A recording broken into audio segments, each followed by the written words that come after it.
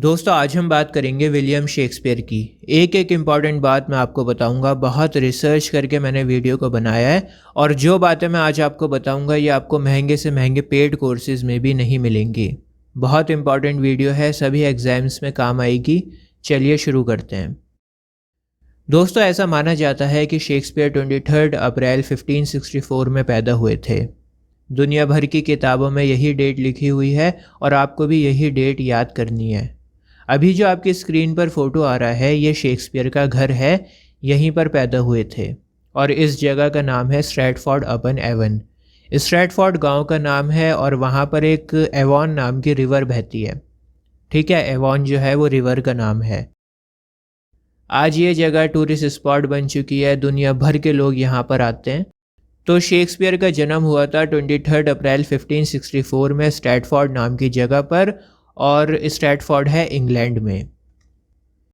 Shakespeare को baptise किया गया था होली ट्रिनिटी चर्च में। होली ट्रिनिटी चर्च भी स्ट्रैटफोर्ड नाम की जगह पर ही है। बैप्टाइज एक क्रिश्चियन रिचुअल होता है। जब बच्चा पैदा होता है ना तो उसे मंत्र वगैरह पढ़ाया जाता है, उसको नहलाया जाता है और क्रिश्चियन बनाया जाता है।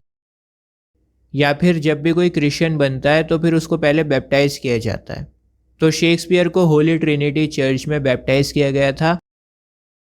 दोस्तों शेक्सपियर की स्कूलिंग बहुत अच्छी हुई है, उन्हें ग्रामर और लैटिन सिखाई गई थी। लेकिन स्कूल के बाद शेक्सपियर यूनिवर्सिटी में नहीं गए थे। शेक्सपियर के फादर का नाम था जॉन शेक्सपियर और मदर का नाम था मैरी आर्डन, और शेक्सपियर अपने पेरेंट्स के थर्ड चाइल्ड थे। दोस्तों इन्हें इंग्लैंड का नेशनल पोएट भी कहा जाता है, बार्ड ऑफ एवॉन भी कहा जाता है। बार्ड का मतलब होता है पोएट, और एवॉन मैंने आपको बताया कि शेक्सपियर जिस टाउन में रहते थे, जहाँ पर पैदा हुए थे, उस टाउन में एक रिवर बहती थी जिसका नाम था एवॉन। तो बार्ड ऑफ एवॉन का मतलब हुआ एवॉन का पोएट। कई बार शेक्सपियर को द बार्ड भी कहा जाता है। मैं आपको बता दूं शेक्सपियर को 1577 में काफ़ी गरीबी का सामना करना पड़ा था। काफ़ी मुश्किल दौर था शेक्सपियर के लिए, काफ़ी स्ट्रगल कर रहे थे फाइनेंशियली। और फिर उसके ऊपर क्या करा शेक्सपियर ने, 1582 में शादी कर ली एन हैथवे से। एक तो पहले ही गरीबी चल रही थी, फाइनेंशियली स्ट्रगल कर रहे थे, और ऊपर से शादी कर ली तो ख़र्चा और भी ज़्यादा बढ़ गया। मैं आपको बता दूं उस टाइम शेक्सपियर की उम्र सिर्फ 18 साल थी और एन हैथवे की उम्र थी 26 साल। तो अपने से 8 साल बड़ी लड़की से शादी करी थी भाई साहब ने। और फिर क्या हुआ, शेक्सपियर के 3 बच्चे हो गए, सुसाना, हेमनेट और जूडिथ। याद रखना इनके बच्चे का नाम ना हेमनेट है। कई बार क्या होता है, इनका एक ड्रामा है हेमलेट, उससे हम लोग कंफ्यूज हो जाते हैं और हेमलेट को लिख देते हैं। तो स्पेलिंग आप लोग ध्यान रखना, HAMNET, हेमनेट। हेमनेट और जूडिथ दोनों ट्विंस थे और हेमनेट की डेथ हो गई थी थोड़े टाइम के बाद। अब शेक्सपियर को इस गरीबी में घर भी चलाना था, बच्चों को देखना था, बीवी को देखना था, ठीक है, और बड़ा इनके लिए मुश्किल दौर था। तो शेक्सपियर ने क्या करा, अपने गांव स्ट्रैटफोर्ड को छोड़ दिया और 1587 में शेक्सपियर पैसा कमाने के लिए लंदन में आ जाते हैं। देखिए लंदन में उस ज़माने में सबसे ज़्यादा अपॉर्चुनिटीज़ थी। अगर किसी को राइटर बनना था, एक्टर बनना था, पोएट बनना था, तो लोग लंदन में जाते थे। जैसे अपने इंडिया में क्या होता है, अगर किसी को एक्टर बनना है तो वो मुंबई में जाता है। तो उसी तरह अगर आपको थिएटर में काम करना था तो लंदन जाना पड़ता। एक बात आपको बता दूं, जो कुछ भी इंफॉर्मेशन मैं दे रहा हूं वो सब ऑथेंटिक है। इंडियन गवर्नमेंट का एजुकेशनल चैनल है NPTEL, वहाँ पर प्रोफेसर सिमी राज, जो कि department of humanities and social sciences IIT Madras की प्रोफेसर हैं। तो मैं आपको प्रोफेसर सिमी राज के लेक्चर से काफ़ी कुछ समझा रहा हूँ आसान लैंग्वेज में, और मैंने बहुत कुछ विकिपीडिया से भी इंफॉर्मेशन लिया है और कुछ इंपॉर्टेंट किताबें भी पढ़ी हैं। तो ये सभी इंफॉर्मेशन ऑथेंटिक है। तो अब शेक्सपियर नए नए आए थे इंग्लैंड में और बड़े बड़े राइटर्स ने उनको क्रिटिसाइज़ करना शुरू कर दिया। बेन जॉनसन का बहुत बड़ा नाम हुआ करता था उस ज़माने में। तो बेन जॉनसन ने शेक्सपियर के लिए लिखा, he knew small Latin and less Greek. लिखते हैं कि शेक्सपियर को लैंग्वेज नहीं आती, ना तो लैटिन आती ना ग्रीक आती। ये तो बेकार में टाइम पास करने आ गया, यहाँ पर नया नया लड़का है, टाइम पास करने आ गया, इसको कुछ आता जाता नहीं है। एक और बहुत बड़े राइटर हुआ करते थे, रॉबर्ट ग्रीन, शेक्सपियर के कॉन्टेम्परेरी थे। और रॉबर्ट ग्रीन का एक पैम्फलेट था, ग्रॉड्स वर्थ ऑफ विट्स। इस पैम्फलेट में लिखते हैं शेक्सपियर को, एन अप स्टार्ट क्रो, कहते हैं कि ये कौवा तो हमारे पंखों पर उड़ान भर रहा है, इस कौवे ने तो अभी अभी शुरुआत करी है, ये तो हमारे पंखों पर उड़ रहा है। अच्छा, एक और इम्पॉर्टेंट बात मैं आपको बता दूं, रॉबर्ट ग्रीन यूनिवर्सिटी वेट्स के राइटर थे। यूनिवर्सिटी वेट्स एक ग्रुप था राइटर्स का जो शेक्सपियर से पहले था, और जब शेक्सपियर लंदन में आए थे तो उन्होंने यूनिवर्सिटी वेट्स से बहुत कुछ सीखा है, बहुत कुछ सीखा है। उनके साथ कोलैबोरेशन भी किया, उनके वर्क्स को कॉपी भी किया था। अगर यूनिवर्सिटी वेट्स नहीं होते तो शायद शेक्सपियर भी इतने बड़े राइटर नहीं होते। यूनिवर्सिटी वेट्स के ऊपर मेरा पूरा लेक्चर अपलोडेड है, आप चाहो तो देख सकते हो। बहरहाल शेक्सपियर कॉपी करने में बहुत माहिर थे, जो कुछ भी इन्होंने लिखा है कहीं ना कहीं से कॉपी किया है और फिर अपने अंदाज में लिखा है। अपने टॉपिक के ऊपर हम लोग वापस आते हैं। रॉबर्ट ग्रीन ने शेक्सपियर को एक बात और बोली थी, प्लेगियरिस्ट। प्लेगियरिस्ट का मतलब होता है वो इंसान जो कॉपी करता है। अब इस तरह से बातें जब बड़े बड़े राइटर्स करते हैं तो अक्सर क्या होता है, बंदा डिमोटिवेट हो जाता है। लेकिन शेक्सपियर को इस तरह के क्रिटिसिज्म से कोई भी फ़र्क नहीं पड़ा, बल्कि शेक्सपियर को उल्टा फ़ायदा होने लगा इसका, क्योंकि जब पॉपुलर राइटर्स ने उन्हें क्रिटिसाइज़ करना शुरू कर दिया तो फिर शेक्सपियर को ऑडियंस पहचानने लगी। जैसे बेन जॉनसन की तो बहुत बड़ी ऑडियंस थी, बहुत सारे लोग उन्हें जानते थे। तो जब बेन जॉनसन ने शेक्सपियर के बारे में लिखा he knew less Latin and less Greek, तो फिर लोगों ने देखा कि भाई ये शेक्सपियर कौन है जिसके बारे में बुराई हो रही है। तो वहाँ से शेक्सपियर को एक इनिशियल बूस्ट मिला। बात आ रही है समझ में? लोग शेक्सपियर को जानने लगे, पहचानने लगे जब बड़े बड़े राइटर्स ने शेक्सपियर को क्रिटिसाइज़ करना शुरू कर दिया। मैंने आपको बताया था कि शेक्सपियर 1587 में लंदन में आए थे और 1592 के आसपास शेक्सपियर एक्टिंग और राइटिंग दोनों शुरू कर देते हैं, और 28 साल की उम्र तक शेक्सपियर लिटरेचर की दुनिया में अच्छे से अपने कदम जमा लेते हैं। शेक्सपियर के कॉन्टैक्ट्स अब बड़े बड़े राइटर्स से होने लगे थे, यहाँ तक कि इंग्लैंड की क्वीन हुआ करती थी उस ज़माने में, क्वीन एलिज़ाबेथ। तो क्वीन एलिज़ाबेथ के सामने भी शेक्सपियर ने 2-3 बार एक्ट किया था। दोस्तों, आप लोग समझते होंगे कि शेक्सपियर सिर्फ एक ड्रामेटिस्ट थे। जी नहीं, शेक्सपियर सिर्फ एक ड्रामेटिस्ट नहीं थे, वो एक एक्टर भी थे, थिएटर ओनर भी थे। थिएटर की बात मैं अभी थोड़ी देर में करूँगा। इसके अलावा एंटरप्रेन्योर थे और बिजनेसमैन थे। मैं आपको एक बात बताना चाहता हूँ, शेक्सपियर का लंदन में आने का प्राइमरी गोल था पैसा कमाना, क्योंकि उन्हें अपनी फैमिली को संभालना था, जिम्मेदारी थी बीवी बच्चों की। उन्हें लंदन में आकर कोई शोहरत या बड़ा नाम नहीं कमाना था, पैसा कमाना था। तो शेक्सपियर बहुत अच्छे बिजनेसमैन थे। अभी मैं धीरे धीरे आपको बताऊंगा कि क्यों मैं ऐसा बोल रहा हूँ। उन्हें पता था कि आजकल मार्केट में क्या चल रहा है, ऑडियंस का किस तरह का इंटरेस्ट है और कैसे ऑडियंस को थिएटर तक लेकर आना है। मैं आपको बता दूं, शेक्सपियर ने 1592 में एक प्लेइंग कंपनी को ज्वाइन किया था जिसका नाम था लॉर्ड चैम्बर्लियंस मैन। बाद में इस कंपनी का नाम हो गया था किंग्स मैन, और बाद में फिर इस लॉर्ड चैम्बर्लियंस मैन कंपनी ने द ग्लोब थिएटर को खोला था 1599 में। द ग्लोब थिएटर बहुत बड़ा थिएटर था लंदन का, आपने अक्सर इस थिएटर का नाम सुना होगा। और शेक्सपियर द ग्लोब थिएटर और द ब्लैक फ्रायर्स, इन दोनों कंपनीज के शेयर होल्डर्स बन गए थे। पैसा इन्वेस्ट किया था शेक्सपियर ने दोनों कंपनीज में। इसके अलावा शेक्सपियर ने लंदन में और अपने विलेज स्ट्रैटफोर्ड में प्रॉपर्टी में भी इन्वेस्ट करना शुरू कर दिया था। तो शेक्सपियर का जो माइंडसेट था ना, वो बिजनेसमैन की तरह था। वो पैसा भी कमा रहे थे और उसे सही जगह पर इन्वेस्ट भी कर रहे थे।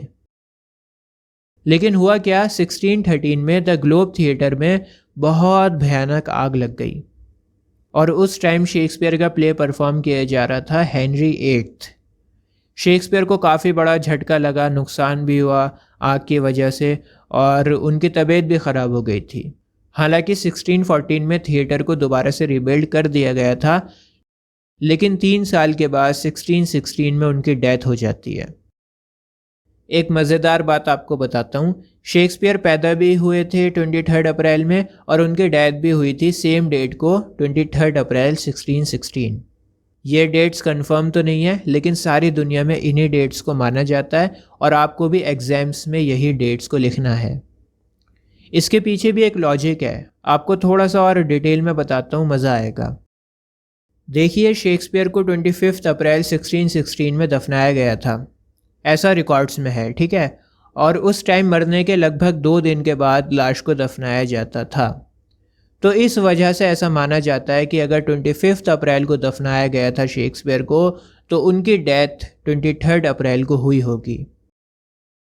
अच्छा, शेक्सपियर जहाँ पर पैदा हुए थे स्ट्रैटफोर्ड में, वहीं पर उनकी डेथ भी हो गई थी और उन्हें होली ट्रिनिटी चर्च में बरीड किया गया था। शेक्सपियर का एपिटाफ कुछ इस तरह का है। एपिटाफ कुछ इस तरह का होता है, कब्र के ऊपर ना कुछ लिखा जाता है।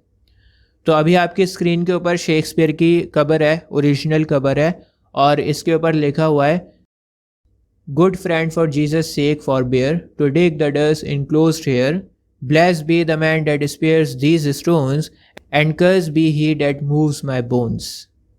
खुदा का वास्ता है तुम्हें यहाँ की मिट्टी को मत हटाना, और खुदा उसको ब्लेस करे जो इस पत्थर को ऐसा ही रहने दे, हाथ न लगाए, और जो मेरी बोन्स को यहाँ से हटा दे उसके ऊपर खुदा का कहर बरसे। तो ये शेक्सपियर का एपिटाफ है। दोस्तों, मैं आपको बता दूं, शेक्सपियर ने कभी भी अपने वर्क्स को पब्लिश करवाने में इंटरेस्ट नहीं दिखाया, कोई भी कोशिश नहीं करी, अपने वर्क्स को पब्लिश नहीं करवाया। उनका सारा फोकस थिएटर के ऊपर, ड्रामा के ऊपर, पैसे कमाने के ऊपर रहता था। स्क्रिप्ट तो वो कैजुअली लिख दिया करते थे, स्क्रिप्ट के ऊपर ज़्यादा ध्यान नहीं देते थे। तो कभी भी शेक्सपियर ने अपने वर्क्स को पब्लिश नहीं करवाया। उन्होंने लगभग 24 ईयर्स काम किया है थिएटर में, और इस बीच उनके बहुत सारे वर्क्स लापरवाही की वजह से बर्बाद भी हो गए और कुछ वर्क्स में मिलावट भी हुई है। पब्लिशर्स ने अपने हिसाब से कुछ सीन्स को तोड़ मरोड़ दिया। शेक्सपियर ने कभी भी अपने स्क्रिप्ट्स को वैल्यू ही नहीं दी, उन्हें संभाल कर ही नहीं रखा। लेकिन उनकी डेथ के बाद क्या हुआ, उनके 2 दोस्त थे, जॉन हेमिंज और हेनरी कॉन्डेल। इन दोनों ने शेक्सपियर के वर्क्स को कलेक्ट किया और फिर फोलियोज पब्लिश करवाए। अच्छा, आपने अक्सर फोलियो और कॉर्टो के बारे में सुना होगा। यहाँ पर आपका कन्फ्यूजन क्लियर कर देता हूँ। यहाँ पर आप कंफ्यूज मत होना, ये बुक के साइज़ होते हैं। कॉर्टो का साइज़ होता है 8 बाय 10 इंच, 8 इंच चौड़ाई में और 10 इंच लंबाई में। जो बुक का साइज़ होगा कॉर्टो का, वो 8 इंच चौड़ाई होगी और 10 इंच लंबाई होगी। और फोलियो का साइज़ होता है 9 बाय 13 इंच। हालांकि इंटरनेट के ऊपर आप सर्च करोगे तो अलग अलग आपको साइज़ मिलेंगे, कहीं पर 8.5 इंच होगा, कहीं पर 12 इंच होगा। लेकिन मैं आपको ये बताना चाह रहा हूँ कि फोलियो और कॉर्टो बुक्स के साइज़ होते हैं। या तो बुक कॉर्टो में पब्लिश होती है या फिर फोलियो में होती है, इसलिए आप लोग कंफ्यूज मत होना। फर्स्ट फोलियो पब्लिश करवाया गया था 1623 में, सेकंड करवाया गया था 1632 में, थर्ड फोलियो पब्लिश करवाया गया था 1663 में, और last folio, fourth folio publish करवाया गया था 1685 में। दोस्तों, जो फर्स्ट फोलियो था उसका टाइटल था mister William Shakespeare's comedies, histories and tragedies. और मैं आपको बता दूं, फर्स्ट फोलियो को डेडिकेट किया गया था विलियम हर्बर्ट और फिलिप हर्बर्ट को।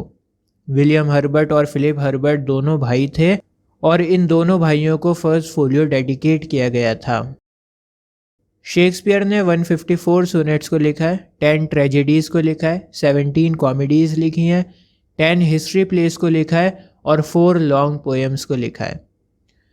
क्रिटिक्स शेक्सपियर को 4 पीरियड्स में डिवाइड करते हैं। आपकी स्क्रीन के ऊपर चारों पीरियड्स लिखे हुए हैं।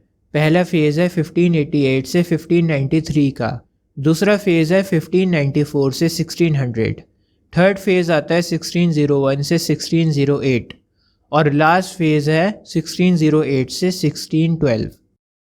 अब मैंने अलग अलग कलर्स में क्यों लिखा है, ऊपर के 2 फेजेस और नीचे के 2 फेजेस को क्यों अलग अलग लिखा है?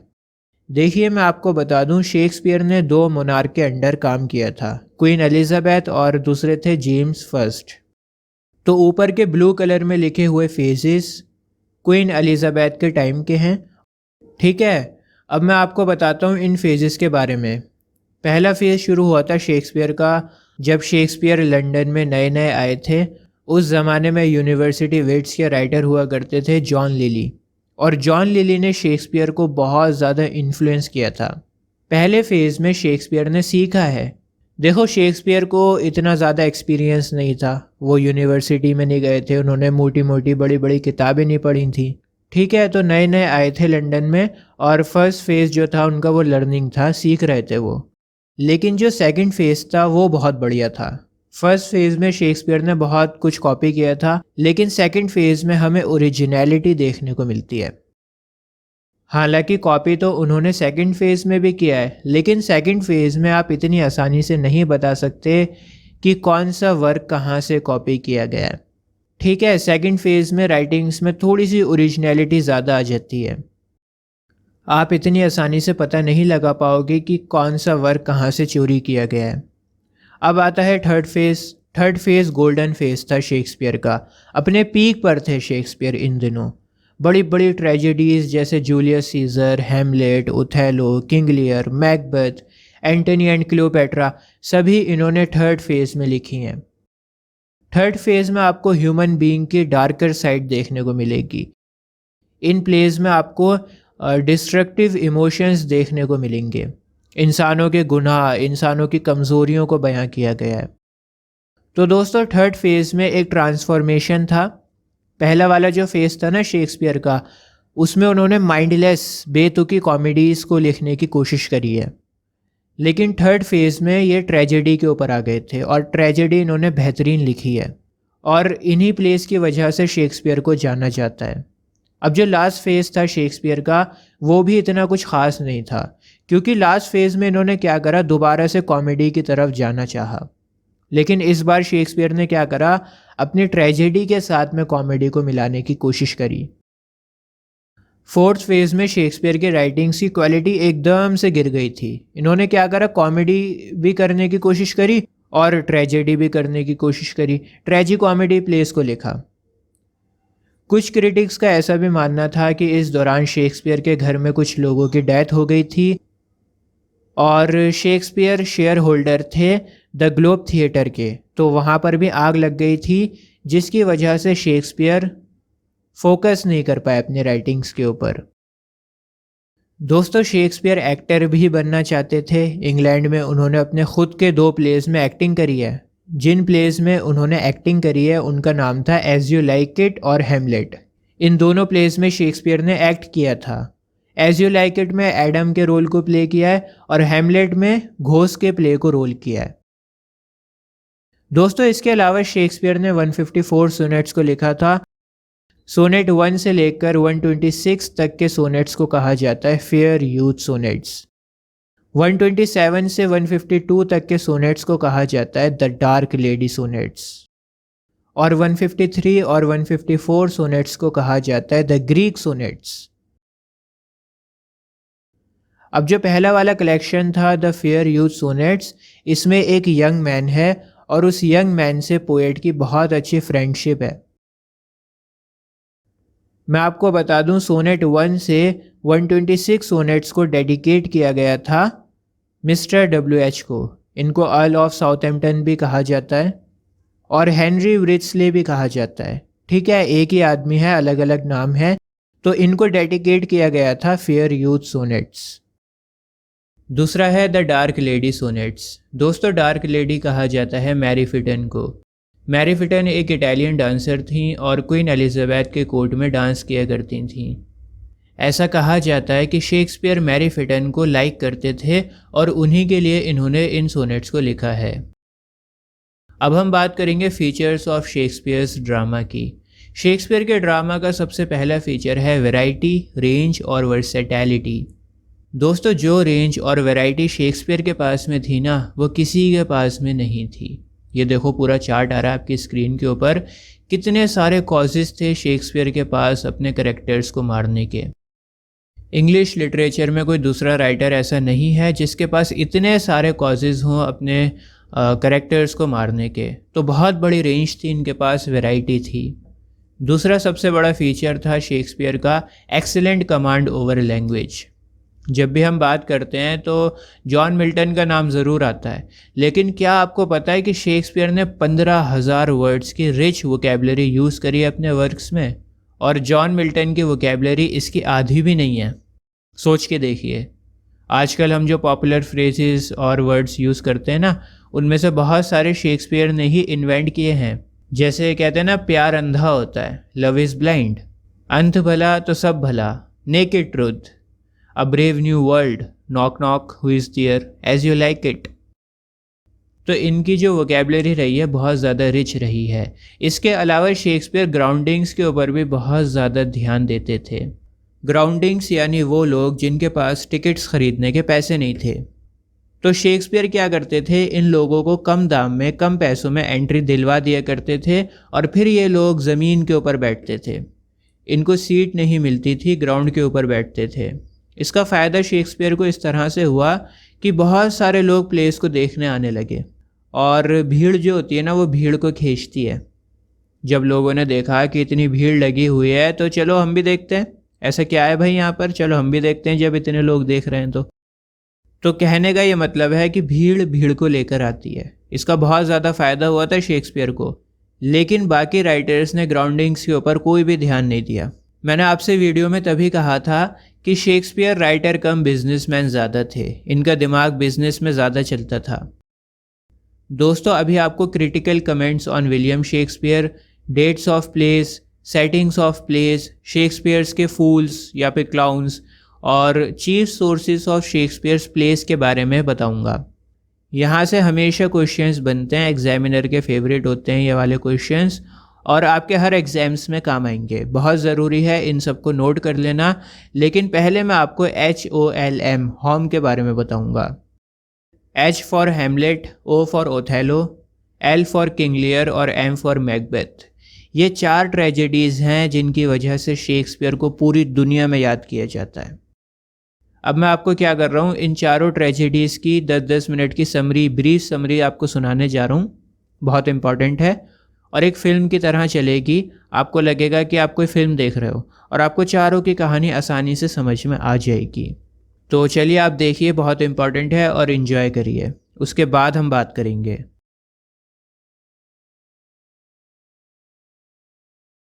दोस्तों, ड्रामा की शुरुआत विंटर्स की एक रात से होती है। अंधेरी रात में एल्सिनोर कासल के गेट पर किंग हैमलेट का भूत आता है। किंग हैमलेट की आत्मा आती है। वॉचमैन उस आत्मा को देखते हैं और भागे भागे होरैशियो के पास में जाते हैं। होरैशियो को गार्ड की बात पर यकीन नहीं आता। जब गार्ड बताते हैं कि किंग हैमलेट की आत्मा बाहर खड़ी है, तो उसे यकीन नहीं आता, क्योंकि किंग हैमलेट की थोड़े दिन पहले ही डेथ हुई है। लेकिन फिर भी होरैशियो खुद देखने के लिए जाता है, और किंग हैमलेट की आत्मा देखकर वो बहुत हैरान हो जाता है। होरैशियो किंग हैमलेट के बेटे हैमलेट के पास में जाता है। किंग हैमलेट के बेटे का नाम भी हैमलेट है। तो होरैशियो सारी बातें बताता है कि ऐसे ऐसे किले के बाहर आपके फादर की आत्मा दिखाई दे रही है। दोस्तों, फाइनली हैमलेट बाहर देखने के लिए जाता है, और भूत हैमलेट को एक वीरान जगह पर ले जाता है, एक सुनसान जगह पर ले जाता है भूत, और हैमलेट से कहता है, बेटा मैं तुम्हारा फादर हूँ हैमलेट, और मेरी डेथ नेचुरल नहीं हुई है, बल्कि मेरा मर्डर किया गया है। जब मैं गार्डन में सो रहा था, उस वक्त मेरे भाई क्लॉडियस ने मेरे कान में जहर डाल दिया था। दोस्तों, क्लॉडियस किंग हैमलेट का भाई है और हैमलेट का चाचा है, ठीक है। तो क्लॉडियस किंग हैमलेट के कान में जहर डाल देता है, और बाद में ऐसा कहा जाता है किंग हैमलेट की मौत तो स्नेक बाइट की वजह से हुई है। किंग हैमलेट को सांप ने काट दिया इसलिए वो मर गए, लेकिन ऐसा नहीं था। क्लॉडियस ने किंग हैमलेट के कान में जहर डाला था। किंग हैमलेट अपने बेटे हैमलेट से कहता है कि बेटा, अगर तुम मुझसे प्यार करते हो ना, तो फिर तुम्हें बदला लेना होगा, मेरी मौत का बदला लेना होगा। इतना कहकर किंग हैमलेट की आत्मा वहां से चली जाती है। हैमलेट को यकीन नहीं हो रहा कि उसके चाचा क्लॉडियस इतना घिनौना काम कैसे कर सकता है। हैमलेट सदमे में आ जाता है, और अपने आप को संभालते हुए वो कसम खाता है कि अपने फादर का बदला वो ज़रूर लेगा। जब होरेशियो हेमलेट से पूछता है कि तुमने अपने फादर की स्पिरिट से क्या बात करी, तो हेमलेट होरेशियो और गार्ड्स को मना कर देता है। हेमलेट कहता है कि मेरे फादर की आत्मा वाली बात किसी और को मत बताना, इस बात को मुझ तक रहने दो, इसको राज रहने दो। दोस्तों, दूसरी तरफ क्लॉडियस ने हेमलेट की माँ क्वीन गर्ट्रूड से शादी कर ली है। क्वीन गर्ट्रूड किंग हेमलेट की वाइफ थी और अब किंग हेमलेट तो मर गया, तो किंग हेमलेट की मौत के बाद क्लॉडियस किंग बन जाता है और उसने शादी कर ली है क्वीन गर्ट्रूड से। अब देखना यह है कहानी में कि क्या हेमलेट क्लॉडियस को मारकर अपने फादर का बदला ले पाएगा या नहीं ले पाएगा। कुछ और करेक्टर्स से इंट्रोड्यूस करवाता हूँ आपको। पोलोनियस। पोलोनियस चीफ एडवाइज़र है क्लॉडियस का। पोलोनियस के दो बच्चे हैं, लाइटस और ओफेलिया। दोस्तों, हेमलेट और ओफेलिया ये दोनों एक दूसरे से बेशुमार प्यार करते हैं, लेकिन जब यह बात पोलोनियस को पता लगती है तो वो अपनी बेटी ओफेलिया से कहता है कि तुम हेमलेट से दूर रहो, हेमलेट और तुम्हारा कोई मैच नहीं है। हेमलेट ठहरा राजा का बेटा, उसका शाही खून है, रॉयल है वो, और तुम रैंक में उसके बराबर नहीं हो, इसलिए उससे दूर रहो। अब दोस्तों, हेमलेट अजीब अजीब हरकतें करने लगता है, पागलों की तरह बिहेव करने लगता है। ओफेलिया ये बात अपने फादर पोलोनियस को आकर बताती है। पोलोनियस को लगता है कि हेमलेट के इस बिहेवियर की वजह वो खुद है। उसे लगता है कि हेमलेट ओफेलिया से सच्चा प्यार करता था और ओफेलिया से दूर रहने की वजह से उसकी ये हालत हो गई। ऐसा पोलोनियस को लगता है, लेकिन रियलिटी कुछ और है। दरअसल हेमलेट नाटक कर रहा है। तो पोलोनियस सारी बातें क्लॉडियस को बताने का फैसला करता है। क्लॉडियस और क्वीन गर्ट्रूड को हेमलेट के बदलते हुए बिहेवियर को देखकर टेंशन होने लगती है। इनके समझ में नहीं आता कि हेमलेट को अचानक से क्या हो गया। क्लॉडियस और गर्ट्रूड हेमलेट के इस बिहेवियर का पता लगाने के लिए उसके दो दोस्तों को बुलाते हैं, रोजनक्रेंट्स एंड गिल्डस्ट्रेंड। ये दोनों हेमलेट के पुराने क्लासमेट हैं। तो क्लॉडियस दोनों को बुलाकर कहता है कि तुम दोनों को हेमलेट के साथ में रहना है, उसके ऊपर नज़र रखनी है और पता लगाना है कि हेमलेट को क्या हुआ है। इसी बीच पोलोनियस भी आ जाता है। पोलोनियस क्लॉडियस के पास जाता है और कहता है, सरकार, मैंने अपनी बेटी ओफेलिया को मना किया था हेमलेट से बात करने के लिए, इसीलिए हेमलेट का मानसिक संतुलन बिगड़ गया है। हेमलेट मेरी बेटी के प्यार में पागल हो गया है। पोलोनियस हेमलेट का लव लेटर भी दिखाता है। दोस्तों, पोलोनियस और क्लॉडियस दोनों मिलकर एक प्लान बनाते हैं। ये लोग क्या करेंगे, ओफेलिया को हेमलेट से मिलवाएंगे और पर्दे के पीछे छुप कर हेमलेट की बातें सुनेंगे। अगर हेमलेट वाकई में ओफेलिया के प्यार में पागल हुआ है तो फिर उसका बिहेवियर चेंज हो जाएगा, उसकी बातें चेंज हो जाएंगी। तो सच का पता लगाने के लिए इस तरह से ये लोग प्लानिंग करते हैं। दूसरी तरफ हेमलेट अकेला बैठा होता है और वो बहुत ज़्यादा दुखी है। हेमलेट अपने आप को कायर और बुज़दिल कहता है क्योंकि उसने अभी तक अपने फादर का बदला नहीं लिया और बार बार प्रोकेस्टिनेट करता जा रहा है। प्रोकेस्टिनेशन का मतलब टालते रहना। बैठे बैठे हेमलेट सोचता है, ये भी तो हो सकता है कि जो स्पिरिट मैंने देखी वो डेविल हो सकता है चाचा क्लॉडियस ने फादर को मारा ही ना हो। तो हेमलेट सच्चाई का पता लगाने के लिए एक ड्रामा की प्लानिंग करता है। हेमलेट सोचता है कि ड्रामा में वो बिल्कुल वैसा ही सीन दिखाएगा जैसा उसके फादर ने बताया था, और अगर उस सीन को देखकर क्लॉडियस घबराया, उसके चेहरे के एक्सप्रेशंस बदले, तो फिर हेमलेट को यकीन हो जाएगा कि चाचा क्लॉडियस ने ही उसके फादर को मारा है। अब दोस्तों, ओफेलिया अपने फादर के प्री अरेंज्ड प्लान के अकॉर्डिंग हेमलेट से मिलने के लिए आती है और प्लान के हिसाब से पोलोनियस और क्लॉडियस दोनों पर्दे के पीछे छुप जाते हैं। हेमलेट पहले तो नॉर्मली बात कर रहा होता है ओफेलिया से, लेकिन बहुत जल्द हेमलेट समझ जाता है कि दाल में कुछ न कुछ काला है, कुछ न कुछ गड़बड़ है यहाँ पर। हेमलेट को बहुत गुस्सा आता है और पर्दे के पीछे उसे क्लॉडियस की प्रेजेंस का भी शक हो जाता है। हेमलेट फिर से स्ट्रेंज बिहेव करना शुरू कर देता है और ओफेलिया से रूडली बात करता है और इस तरह पोलोनियस का प्लान फेल हो जाता है। दोस्तों, अब हेमलेट एक्टर्स को बताता है कि किस तरह से उन्हें ड्रामा में परफॉर्म करना है और हेमलेट अपने सबसे अच्छे दोस्त होरेशियो से कहता है कि तुम क्लॉडियस के ऊपर अच्छे से नज़र रखना, क्लॉडियस के एक्सप्रेशंस देखते रहना। इसके बाद सभी लोग आते हैं, क्लॉडियस भी आता है, क्वीन गर्ट्रूड भी आती है और ड्रामा शुरू किया जाता है। ड्रामा में किंग गार्डन में सो रहा होता है, किंग के कान में जहर डाल देता है। ये सीन बिल्कुल वैसा ही था जैसा किंग हैमलेट ने बताया था और उस सीन को देखकर क्लॉडियस की पैरों तले ज़मीन खिसक जाती है। क्लॉडियस बहुत घबरा जाता है और वहाँ से उठकर चला जाता है।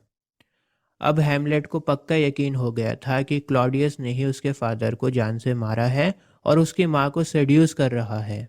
दोस्तों, क्लॉडियस को अपने भाई का मर्डर करके बहुत ज़्यादा दुख होने लगता है और वो गॉड के आगे घुटने टेक कर माफ़ी मांगने लगता है। इसी दौरान हैमलेट अपनी माँ से मिलने के लिए जा रहा होता है और रास्ते में वो क्लॉडियस को घुटने पर बैठकर गॉड से प्रे करता हुआ देखता है। हैमलेट सोचता है मौका बहुत अच्छा है, क्यों ना मैं इस गद्दार की गर्दन यहीं उड़ा दूं। पर फिर वो सोचता है कि क्लॉडियस गॉड के आगे झुका हुआ है इस टाइम, और अगर इस पोजीशन में मैंने इस कमबख्त को मारा तो फिर इसके लिए ये एक रिवॉर्ड होगा, ना कि पनिशमेंट। इसके बाद हैमलेट क्लॉडियस को छोड़कर अपनी माँ से मिलने के लिए जाता है।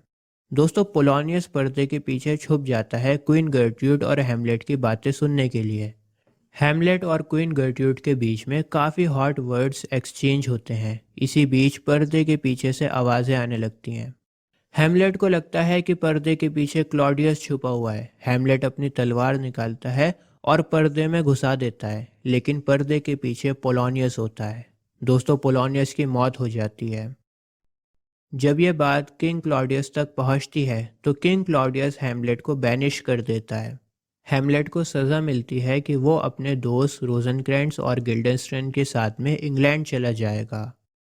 दोस्तों, क्लॉडियस क्या करता है, एक सीक्रेट लेटर देता है रोजनक्रैंट्स और गिल्डेंस्टर्न को।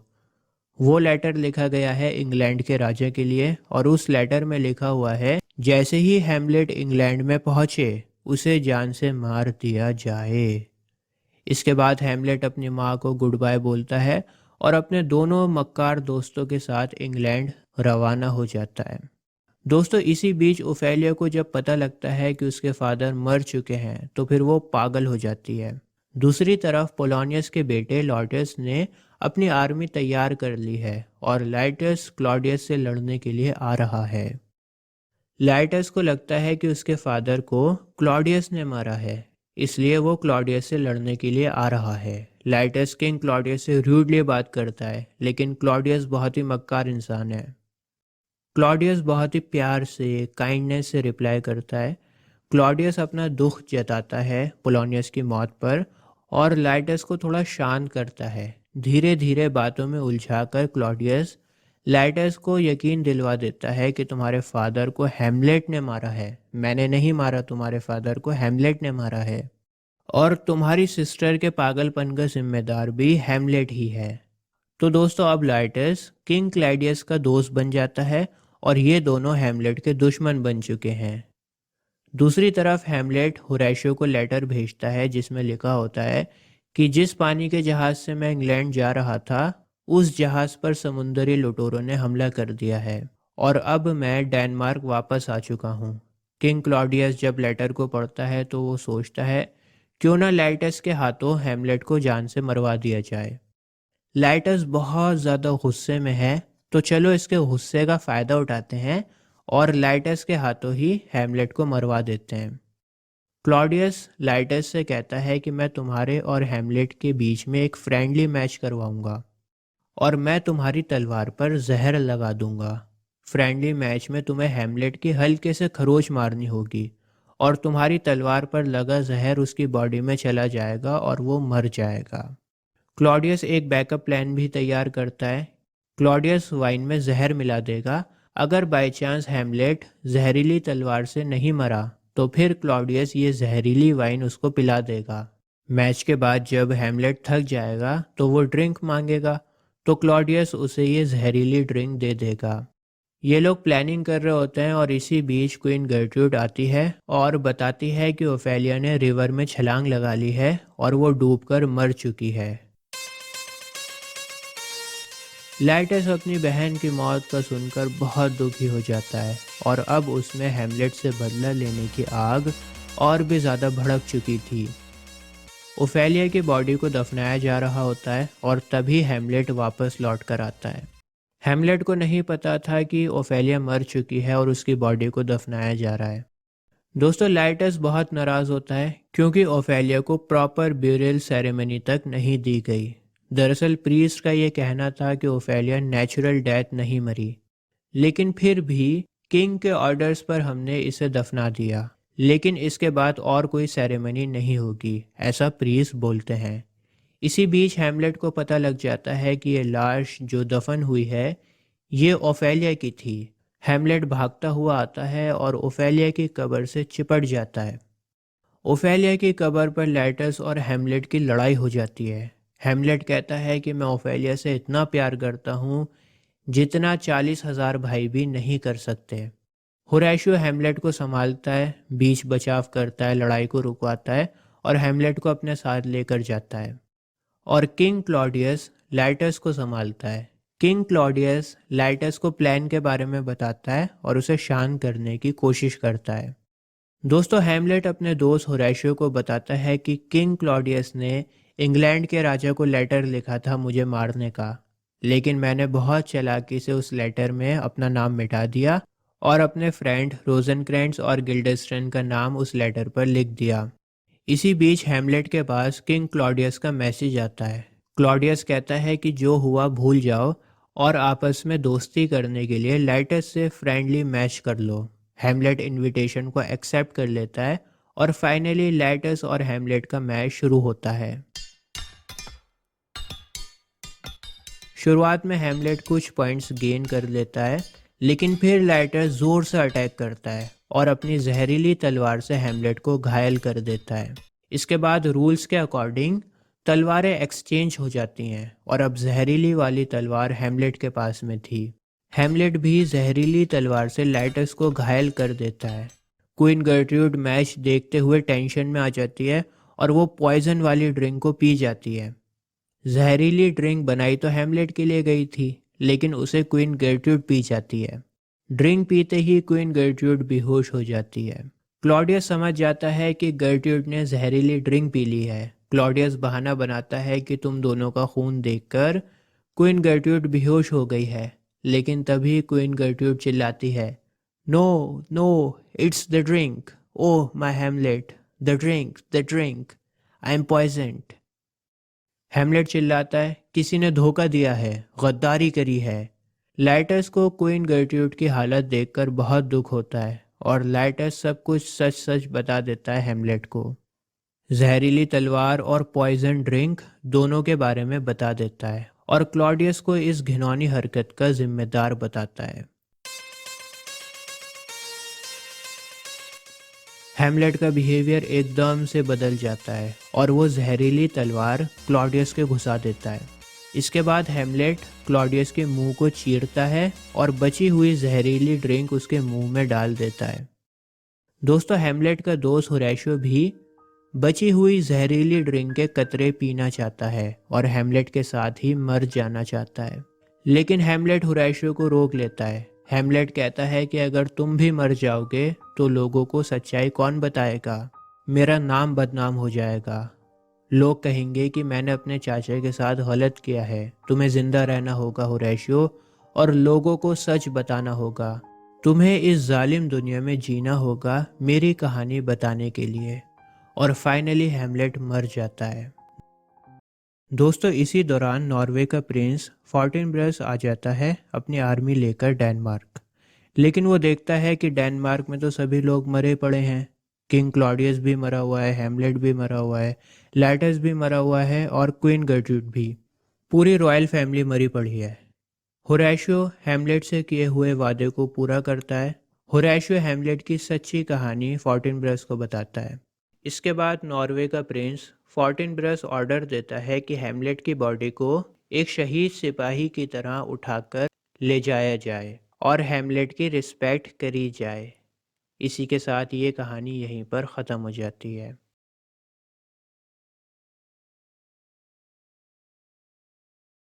दोस्तों, इस कहानी की हीरोइन है डेस्डेमोना। डेस्डेमोना जवान और खूबसूरत है और इसके फादर का नाम है ब्रेबेंजियो। ब्रेबेंजियो ने अपनी बेटी के लिए बहुत सारे लड़के तलाश किए, लेकिन डेस्डेमोना के लिए कोई भी लड़का सूटेबल नहीं था। थक हार कर ब्रेबेंजियो डेस्डेमोना से कहता है कि तुम अपनी मनपसंद लड़के से शादी कर लो, अपनी मर्जी से शादी कर लो। ब्रेबेंजियो को पूरा यकीन है अपनी बेटी के ऊपर। उसे लगता है कि डेस्डेमोना अपने लिए बहुत ही अच्छा लाइफ पार्टनर पसंद करेगी और वो लड़का बहुत बहादुर होगा, अमीर होगा, दिखने में भी बहुत हैंडसम होगा। तो ब्रेबेंजियो को बहुत सारी एक्सपेक्टेशंस होती हैं, लेकिन दोस्तों जैसा ब्रेबेंजियो सोचता है वैसा नहीं होता। डेस्डेमोना को ओथेलो नाम का एक इंसान पसंद आता है। ओथेलो का रंग काला है और ये हबशी की तरह दिखता है। ओथेलो वेनिस सिटी का जनरल होता है। ओथेलो बहुत ही बहादुर योद्धा है। उसने बहुत सी जंगें जीती हैं और उसकी बहादुरी के चर्चे दूर दूर तक फैले हुए हैं। डेस्डेमोना भी ओथेलो की बहादुरी पर फिदा हो जाती है। ओथेलो अपने बहुत से बहादुरी के किस्से सुनाता है डेस्डेमोना को और फाइनली ये दोनों शादी कर लेते हैं। बाद में यह खबर ब्रेबेंजियो तक पहुंचती है। उसे पता लगता है कि डेस्डेमोना ने ओथेलो नाम के काले हबशी से शादी कर ली है। ब्रेबेंजियो गुस्से से लाल हो जाता है। वो बिल्कुल नहीं चाहता कि ओथेलो उसकी बेटी का पार्टनर बने। ब्रेबेंजियो इतना गुस्सा होता है कि वो काउंसिल ऑफ द सेनेट में चला जाता है। वहाँ पर काउंसिल ऑफ द सेनेट से वो कहता है कि ओथेलो ने मेरी बेटी को जाल में फंसा दिया। उसे फंसाकर उसने प्राइवेटली शादी कर ली है। मुझे इंसाफ चाहिए। इसके बाद ओथेलो को बुलाया जाता है। ओथेलो छाती फुलाकर कॉन्फिडेंटली कहता है कि मैं डेस्डेमोना से प्यार करता हूँ। मैंने कोई गुनाह नहीं किया, प्यार करता हूँ उससे। दोस्तों उस दौरान वेनिस सिटी पर तुर्कों का हमला भी हो जाता है। वेनिस के बॉर्डर पर तुर्क अपने जहाज़ लेकर पहुंच रहे हैं और जैसा कि मैंने आपको बताया था कि ओथेलो वेनिस सिटी का जनरल है और वेनिस को मैदान जंग में ओथेलो जैसा पावरफुल और बहादुर जनरल की सख्त ज़रूरत थी। इसी वजह से सेनेट ऑफ काउंसिल ओथेलो के अगेंस्ट कोई फैसला नहीं कर सकते थे। उनकी स्टेट को ओथेलो की बहुत ज़्यादा ज़रूरत थी। ओथेलो को नाराज़ नहीं कर सकते थे।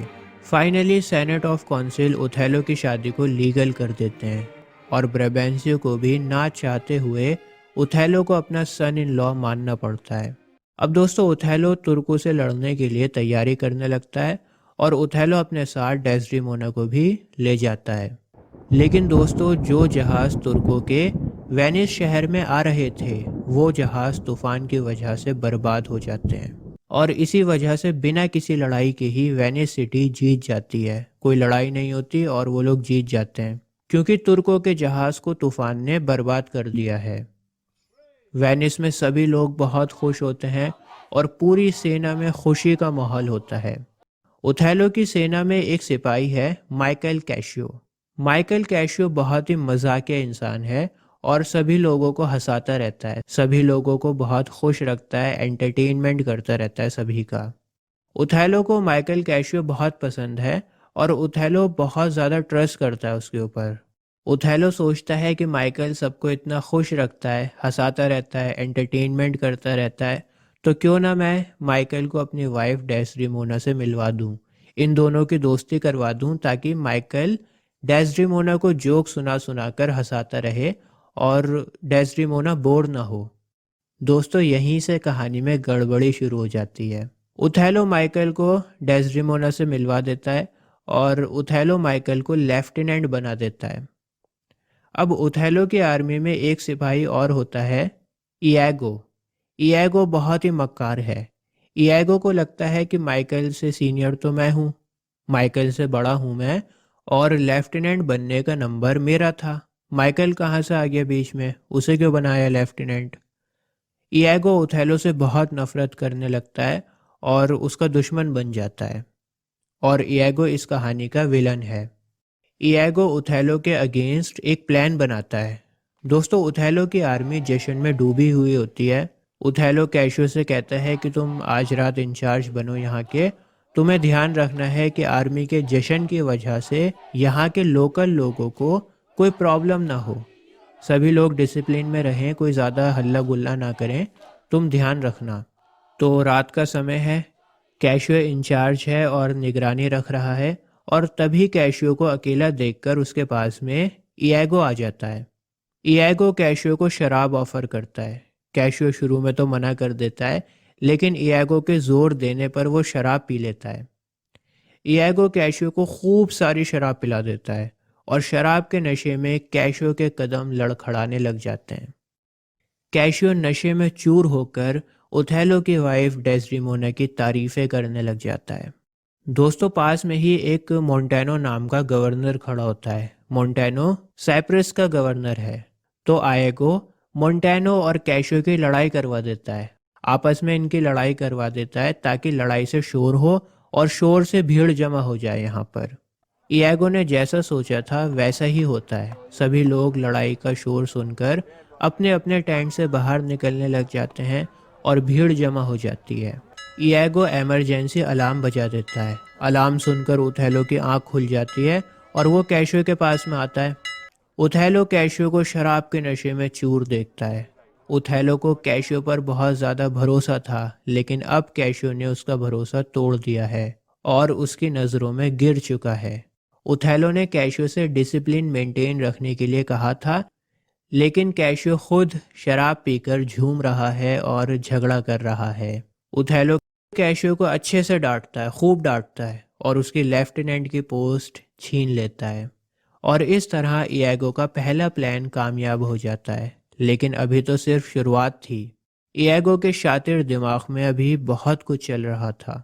इयागो अब प्लान नंबर 2 बनाता है और कैशियो के पास में आता है। इयागो कहता है कि यार कैशियो, तुम्हारे साथ तो बहुत बुरा हो गया। तुम एक काम करो, तुम डेस्डिमोना के पास में जाओ। डेस्डिमोना तुम्हारी अच्छी दोस्त बन चुकी है, वो तुम्हारी मदद ज़रूर करेगी। इयागो की बात मानकर कैशियो डेस्डिमोना के पास में जाता है और बोलता है कि मुझसे गलती हो गई। प्लीज़ प्लीज़ ओथेलो से कहिए कि मुझे फिर से लेफ्टिनेंट बना दें। दोस्तों, डेस्डिमोना ओथेलो से कहती है कि कैशियो से गलती हो गई, आप प्लीज़ उसे वापस लेफ्टिनेंट बना दीजिए। ओथेलो कहता है ठीक है, मैं उसे बना दूंगा दोबारा से लेफ्टिनेंट, लेकिन अभी नहीं, अभी उसे अपनी गलती का एहसास होने दो। दोस्तों, यहाँ पर आयोगो ने अपनी पहली चाल को चल दिया है। दरअसल वो ये दिखाना चाहता है कि डेस्डिमोना और कैशियो का अफेयर चल रहा है। सबसे पहले तो उसने ओथेलो का ट्रस्ट तोड़ा। ओथेलो कैशियो के ऊपर बहुत ज़्यादा ट्रस्ट करता था, उसको तोड़ा। और अब ये दिखाना चाहता है कि कैशियो का डेस्डिमोना के साथ अफेयर चल रहा है। एक बार क्या होता है, कैशियो डेस्डिमोना के टेंट से निकल रहा होता है। दूसरी तरफ से ओथेलो और इयागो आ रहे होते हैं। उसी पल डेस्डिमोना भी टेंट से चली जाती है। इयागो अपना काम शुरू करता है और ओथेलो से कहता है, जब आप टेंट में नहीं थे तब कैशियो क्या कर रहा था डेस्डिमोना के साथ? इयागो कहता है कि आप तो काले रंग के हो, हबशी जैसे दिखते हो, लेकिन कैशियो देखो कितना गोरा है। मतलब बोलना चाह रहा है कि कैशियो तुमसे ज़्यादा हैंडसम है। और इस तरह इयागो ओथेलो के माइंड को पॉलिश करने लग जाता है, लेकिन ओथेलो इयागो की बातों को इग्नोर कर देता है। ओथेलो को पता है कि डेस्डिमोना और कैशियो बहुत अच्छे दोस्त हैं और कैशियो अक्सर डेस्डिमोना के टेंट में आता जाता रहता है। दोस्तों, ओथेलो ने इग्नोर तो कर दिया, लेकिन इयागो ने ओथेलो के माइंड में शक का बीज बो दिया था। कहीं ना कहीं उसे डाउट हो गया था। ओथेलो इयागो से कहता है कि क्या तुम इस बात को प्रूव कर सकते हो कि डेस्डिमोना का कैशियो के साथ अफेयर चल रहा है?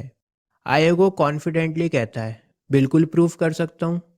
दोस्तों, अब इयागो अपनी आखिरी चाल चलता है। इयागो अपनी वाइफ एमिलिया को बुलाता है और उससे कहता है, तुम्हें किसी तरह डेस्डिमोना का रुमाल चुरा कर लाना है। एमिलिया डेस्डिमोना के टेंट में जाती है और चुपके से डेस्डिमोना का रुमाल चुरा कर ले आती है। इसके बाद इयागो कहता है, इस रुमाल को तुम चुपचाप कैशियो के टेंट में रखाओ। इयागो जैसा कहता है एमिलिया बिल्कुल वैसा ही करती है। रुमाल कैशियो के टेंट में रख देती है। दोस्तों, कैशियो इतना ध्यान नहीं देता रुमाल के ऊपर। उसे लगता है कि रुमाल मेरा ही होगा और वो उस रुमाल को इस्तेमाल करना शुरू कर देता है। और अब शुरू होता है इयागो के लफ्ज़ों का जादू। इयागो ओथेलो के पास में आता है और कहता है, मैंने एक रुमाल कैशियो को यूज़ करते हुए देखा है। मुझे लगता है शायद वो रुमाल डेस्डिमोना का है। इयागो रुमाल के डिज़ाइन के बारे में बताता है, कलर के बारे में बताता है। ओथेलो कहता है यार जैसा रुमाल तुम मुझे बता रहे हो, बिल्कुल ऐसा रुमाल तो मैंने डेस्डिमोना को दिया था। आयगो कहता है तो फिर तुम्हारा ही दिया हुआ रुमाल डेस्डिमोना ने कैशियो को दे दिया। ओथेलो जल्दी से डेस्डिमोना के पास में जाता है और कहता है ज़रा मुझे रुमाल देना। डेस्डिमोना पास में रखा हुआ रुमाल दे देती है, लेकिन ओथेलो कहता है ये वाला रुमाल नहीं चाहिए मुझे वो रुमाल चाहिए जो मैंने तुम्हें दिया था। बेचारी डेस्डिमोना ओथेलो के दिए हुए रुमाल को बहुत ढूंढती है, लेकिन वो रुमाल उसे कहीं नहीं मिलता। मिलेगा कैसे? रुमाल तो कैशियो के पास में है। डेस्डिमोना कहती है कि फ़िलहाल मुझे वो रुमाल नहीं मिल रहा, जब मिलेगा तो मैं आपको दे दूंगी। ये जवाब सुनकर ओथेलो गुस्से से लाल पीला हो जाता है। ओथेलो कहता है मुझे कुछ नहीं पता, मुझे वो रुमाल चाहिए और अभी चाहिए। वो रुमाल मुझे मेरी माँ ने दिया था। इतना कहकर ओथेलो टेंट से बाहर चला जाता है। ओथेलो को इतना गुस्से में देखकर डेस्डिमोना को थोड़ा अजीब लगता है। उसे समझ नहीं आता कि अचानक से ओथेलो को ये क्या हो गया। ओथेलो अब कैशियो के टेंट में जाता है और कैशियो के टेंट में उसका रुमाल रखा हुआ होता है। ओथेलो के गुस्से का कोई ठिकाना नहीं होता और वो गुस्से में आउट ऑफ कंट्रोल हो जाता है। ओथेलो कहता है कि अब मैं इन दोनों को नहीं छोड़ूंगा, कैशियो को भी मार दूंगा और डेस्डिमोना को भी जान से मार दूंगा। दोस्तों, ओथेलो को दो तरह के इमोशंस आ रहे थे। उसको गुस्सा भी बहुत आ रहा था, लेकिन साथ ही साथ वो दुखी भी बहुत ज़्यादा था। उसे समझ नहीं आ रहा था कि अब वो क्या करे। डेस्डिमोना पर गुस्सा तो बहुत आ रहा था, लेकिन वो डेस्डिमोना से प्यार भी बहुत ज़्यादा करता था। लास्ट सीन में क्या होता है? लास्ट सीन में डेस्डिमोना सो रही होती है और ओथेलो उसके पास में बैठा हुआ होता है। ओथेलो डेस्डिमोना का खूबसूरत चमकता हुआ चेहरा देखकर सोचता है कि ये इतनी खूबसूरत है, मैं इसका खून नहीं बहने दूंगा। मतलब मैं इसको चीरूंगा नहीं तलवार से, इसको इस तरह से मारूंगा कि इसका खून ना निकले, इसकी खूबसूरती कम ना हो। ओथेलो खूब रोता है और डेस्डिमोना को किस करता है। जैसे ही ओथेलो डेस्डिमोना को किस करता है, डेस्डिमोना की आंख खुल जाती है और वो ओथेलो को रोता हुआ देखती है। ओथेलो डेस्डिमोना से कहता है मैंने तुम्हें इतना प्यार किया, लेकिन फिर भी तुमने मुझे धोखा दिया है। तुमने क्यों कैशियो के साथ संबंध बनाए? क्यों तुमने मेरा रुमाल उसको दिया? दोस्तों, जैसे ही डेस्डिमोना कुछ बोलने की कोशिश करती है, ओथेलो को समझाने की कोशिश करती है, ओथेलो डेस्डिमोना के चेहरे पर तकिया लगा देता है और तकिए से उसका मुंह भींच देता है। डेस्डिमोना चाह कर भी कुछ नहीं बोल पाती और उसका दम घुट जाता है, वो मर जाती है। डेस्डिमोना को मरा देख ओथेलो का रो रो कर बुरा हाल हो गया है। इसी दौरान कैशियो की एंट्री होती है। दोस्तों, कैशियो बहुत जख्मी होता है क्योंकि इयागो ने अपने एक आदमी को भेजा था कैशियो को जान से मारने के लिए। तो कैशियो बहुत जख्मी हालत में ओथेलो को सारी बातें बता देता है कि कैसे इयागो ने प्लानिंग करी है हम दोनों को बर्बाद करने की, लेकिन अब बहुत देर हो चुकी थी। ओथेलो इस सच्चाई का सामना नहीं कर सकता था। उसका सब कुछ लुट चुका था, वो बर्बाद हो चुका था। जिंदगी उस पर एक बोझ बन चुकी थी। ओथेलो पास में पड़ी एक तलवार उठाता है और अपने आप को चीर देता है, अपने आप को काट देता है और ओथेलो की मौत के साथ ही ये ट्रेजेडी भी ख़त्म हो जाती है।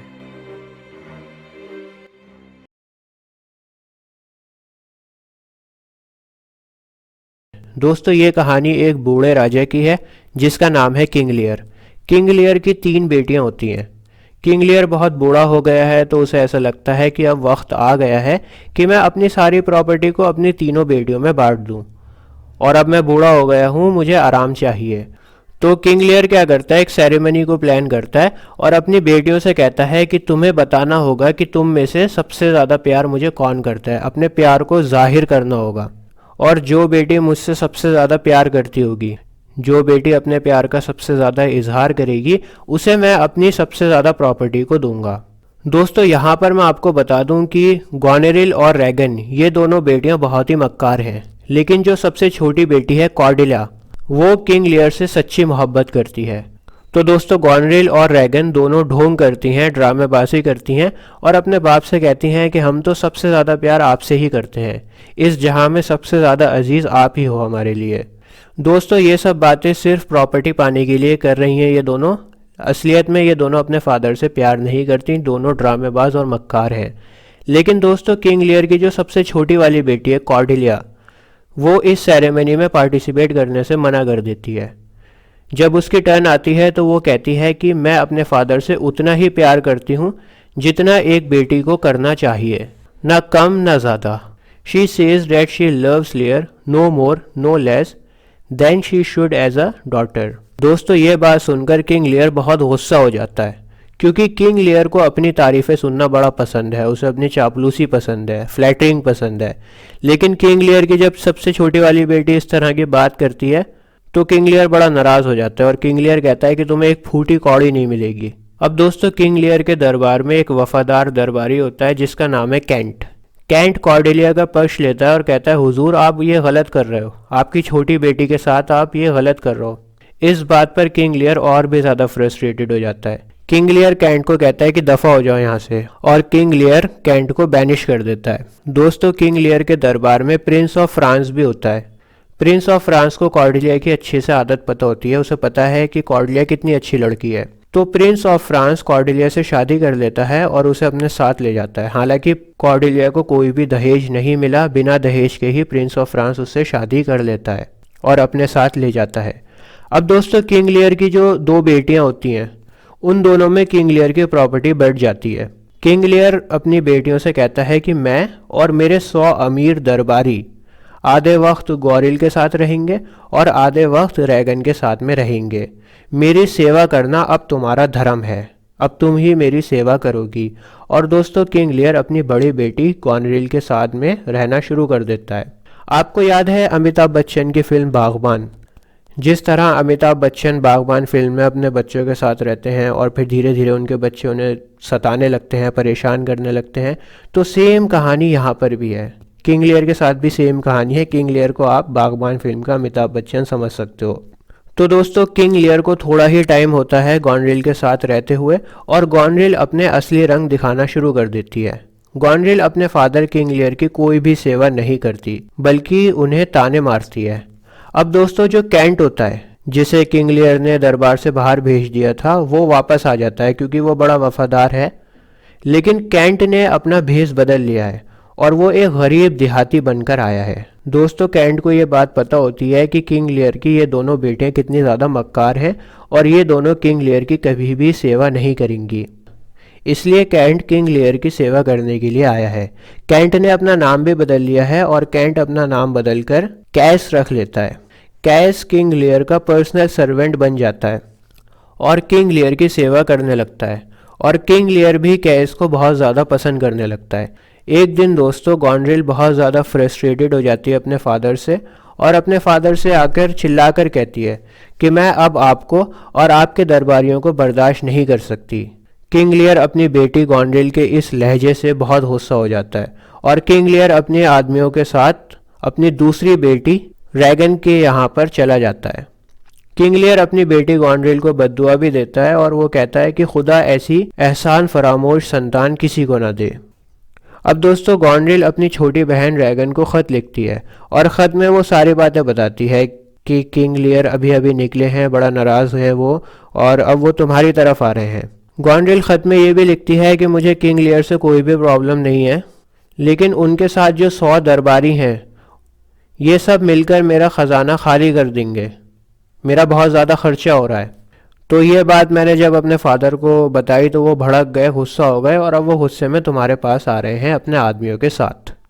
गॉनरिल ये भी कहती है कि ज़िंदगी भर किंग लियर राजा बने रहे हैं, उन्होंने अपनी मनमानी करी है, लेकिन अब उन्हें हमारे तौर तरीके सीखने होंगे।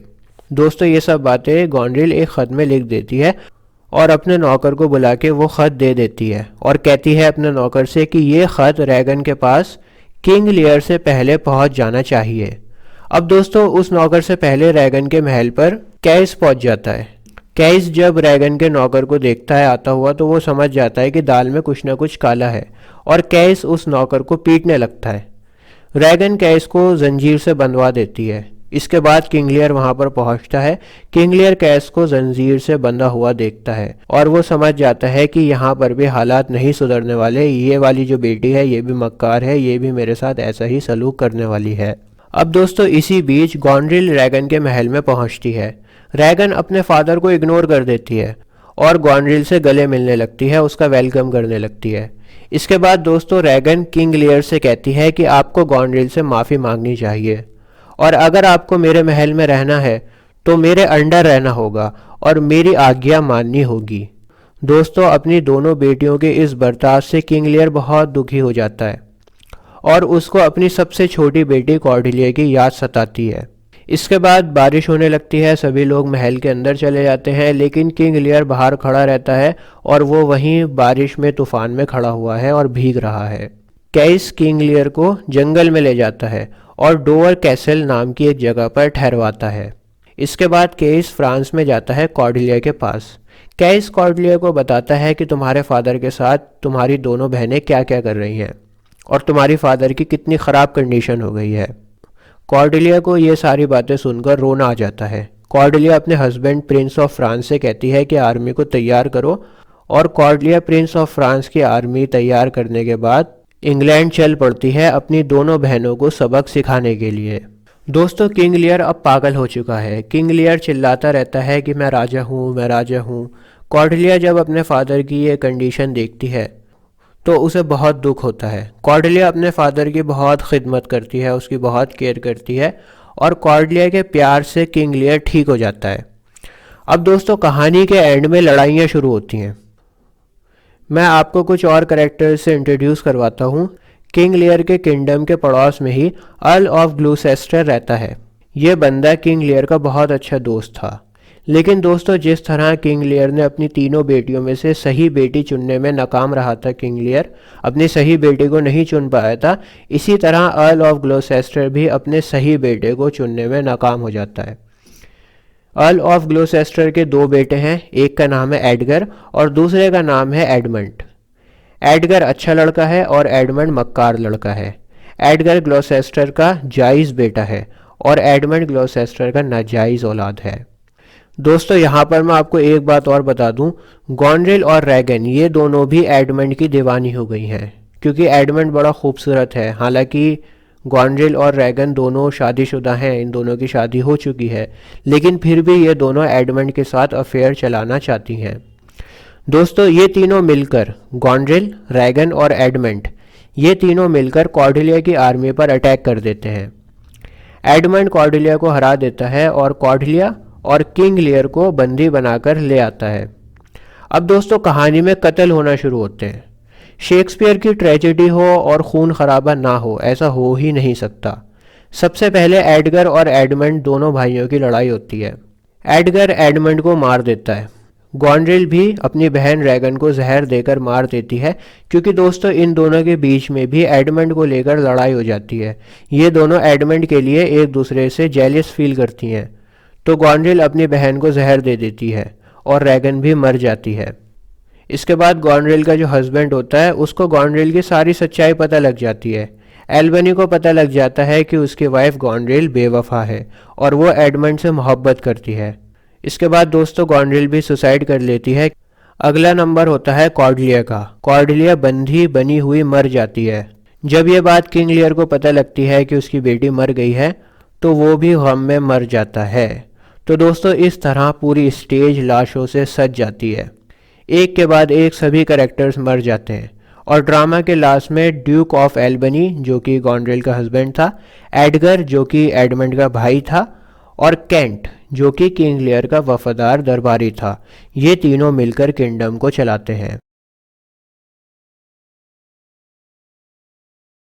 दोस्तों ये कहानी है स्कॉटलैंड की। स्कॉटलैंड में एक राजा हुआ करता था जिसका नाम था किंग डनकन और किंग डनकन का एक जनरल था जिसका नाम था मैकबेथ। ठीक है, मैकबेथ किंग डनकन का जनरल था। मैकबेथ बहुत ही बहादुर और ताकतवर योद्धा था। उसकी बहादुरी के चर्चे जगह जगह थे।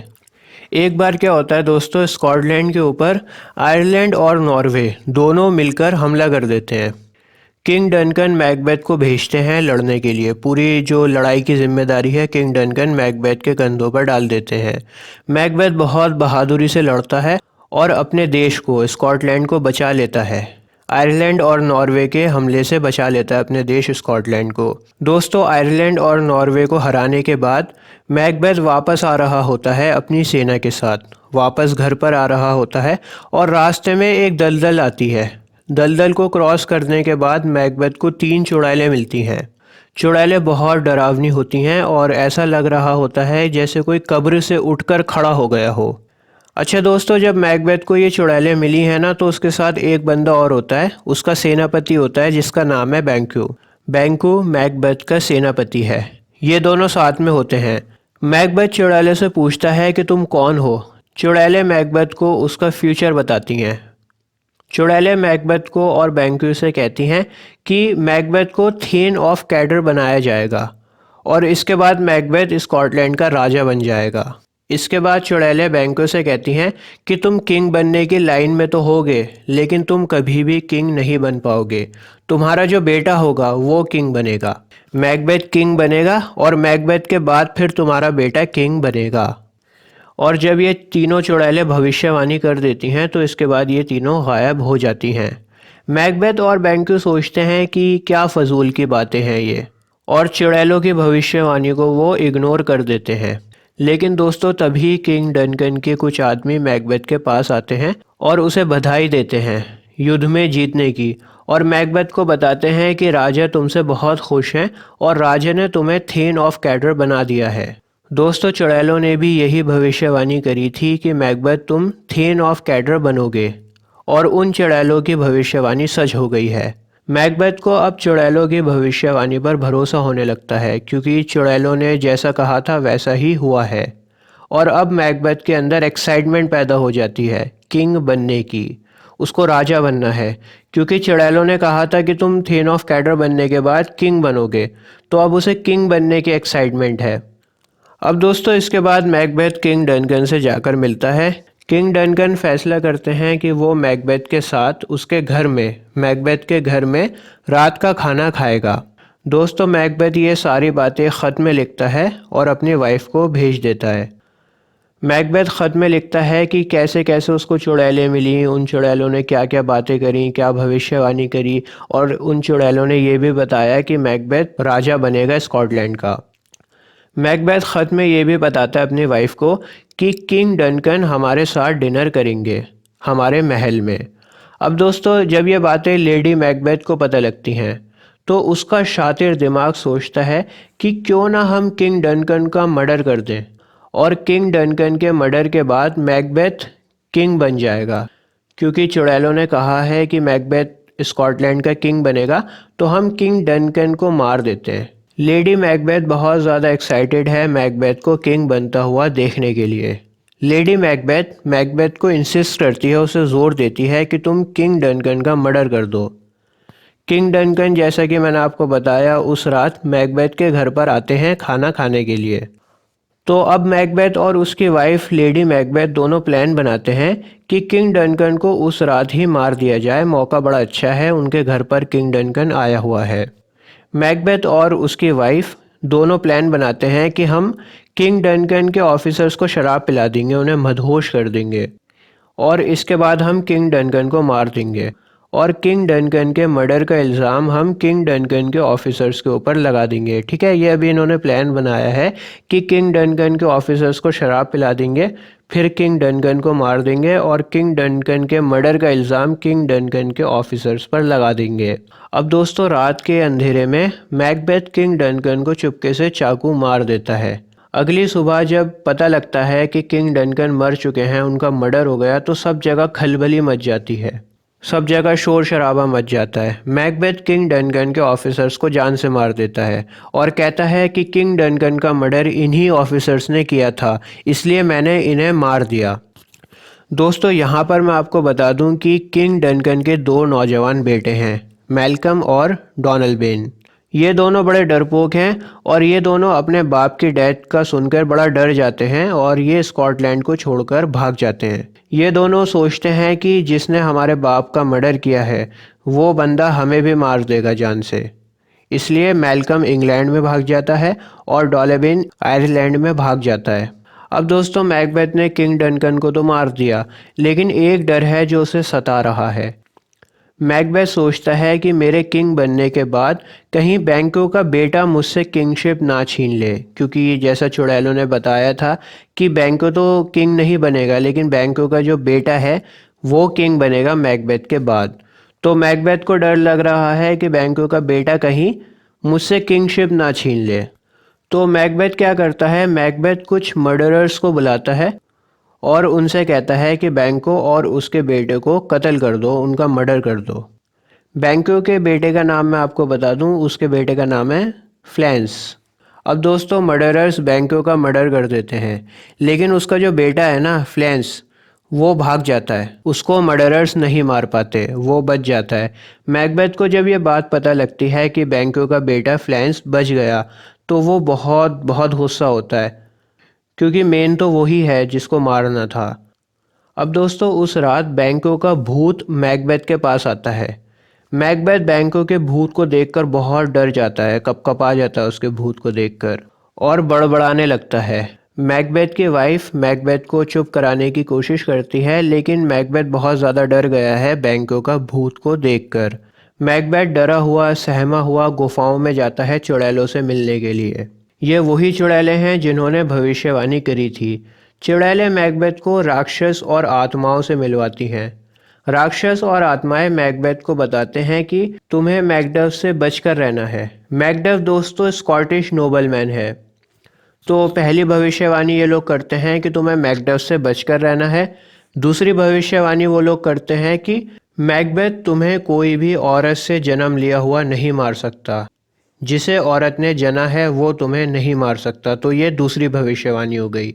तीसरी भविष्यवाणी ये करते हैं कि तुम्हें जब तक कुछ नहीं हो सकता जब तक बिरनैम वुड तुम्हारे महल के आसपास ना आ जाए। बिरनैम वुड दोस्तों एक जंगल है। तो बोल रहा है कि तुम्हें जब तक कोई नहीं हरा सकता, जब तक तुम्हें कोई नहीं मार सकता, जब तक वो जंगल तुम्हारे महल के पास में ना आ जाए। इन तीनों भविष्यवाणियों के बाद मैकबेथ चैन की सांस लेता है। मैकबेथ जानता है कि सभी लोग औरत से जनते हैं और बिरनैम जंगल भी बहुत दूर है उसके महल से, तो वो चैन की सांस लेता है। अब बचता है मैकडफ, क्योंकि पहली भविष्यवाणी ये थी कि तुम्हें मैकडफ से बचकर रहना है।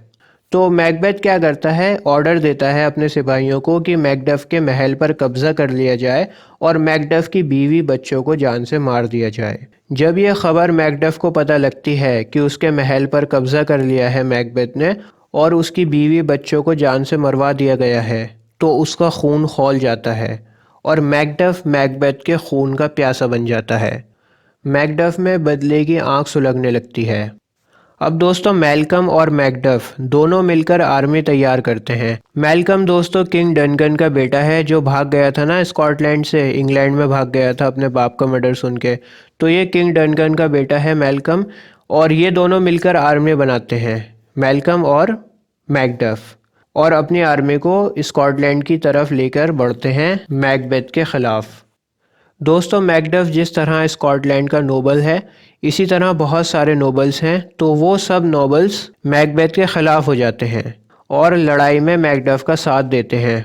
दोस्तों इस बीच मैं आपको बता दूं कि मैकबेथ की जो वाइफ थी लेडी मैकबेथ, वो पागल हो चुकी है। लेडी मैकबेथ को लगता है कि उसके हाथों पर किंग डनकन का खून लगा हुआ है और लेडी मैकबेथ सुसाइड कर लेती है। मैकबेथ अपनी वाइफ की मौत से गम और तकलीफ़ में होता है। दूसरी ओर मैकडफ और मैल्कम मैकबेथ से लड़ने के लिए स्कॉटलैंड में आ चुके हैं। मैल्कम और मैकडफ की आर्मी बेरनाम जंगल से पेड़ काटती है और उन कटे हुए पेड़ों की शील्ड बना लेती है। अपने बचाव में शील्ड बना लेती है कटे हुए पेड़ों की, और मैकबेथ से लड़ने के लिए आगे बढ़ती है। दोस्तों आपको याद है चुड़ैलों ने मैकबेथ से कहा था कि जब तक बिरनाम जंगल तुम्हारे महल तक नहीं आता तुम सेफ हो। लेकिन अब मैकडफ की आर्मी बिरनैम जंगल की शाखाओं को काट कर आगे बढ़ रही है, जिसका मतलब है कि बिरनैम जंगल महल की ओर आ रहा है। इसके बाद दोस्तों दोनों आर्मीज़ की लड़ाई होती है। मैकबेथ बहुत बहादुर और शक्तिशाली है और वो पूरी ताकत से अपनी आर्मी के साथ लड़ता है और बहुत लोग उसकी तलवार से मारे जाते हैं। लड़ाई में मैकबेथ का सामना मैकडफ से होता है। आपको याद है चुड़ैलों ने एक भविष्यवाणी ये करी थी कि कोई भी औरत का जना हुआ मैकबेथ को नहीं मार सकता। तो यहाँ पर मैकडफ मैकबेथ को बताता है कि उसकी माँ ने उसे नहीं जना, बल्कि उसकी माँ के पेट को काटकर उसको निकाला गया था। वो जना हुआ नहीं है। मैकबेथ के पास अब कोई और चारा नहीं था सिवाय लड़ने के, तो मैकबेथ मैकडफ से लड़ाई लड़ता है, लेकिन मैकडफ मैकबेथ के सर को धड़ से अलग कर देता है और मैकबेथ को जान से मार देता है। इसके बाद दोस्तों मैल्कम स्कॉटलैंड का राजा बन जाता है और कहानी यहीं पर ख़त्म हो जाती है। आपको कौन सी ट्रेजेडी सबसे बढ़िया लगी मुझे कमेंट्स में लिखकर बताना। मुझे तो ओथेलो बहुत पसंद है। दोस्तों अभी आपकी स्क्रीन के ऊपर आ रहे हैं critical comments on William Shakespeare. वैसे तो बहुत सारे कमेंट्स हैं, लेकिन कुछ इंपॉर्टेंट कमेंट्स हैं आपकी स्क्रीन के ऊपर हैं। तो आप क्या करो, वीडियो को पॉज करो। अब मैं सब कुछ पढ़ूंगा तो वीडियो बहुत बड़ी हो जाएगी, लंबी हो जाएगी। तो आपको क्या करना है, वीडियो को पॉज करना है, इन कमेंट्स को नोट डाउन करना है और फिर आपको याद कर लेना है, ठीक है। तो नोट करते चलो, ये स्लाइड्स आती रहेंगी आपके सामने।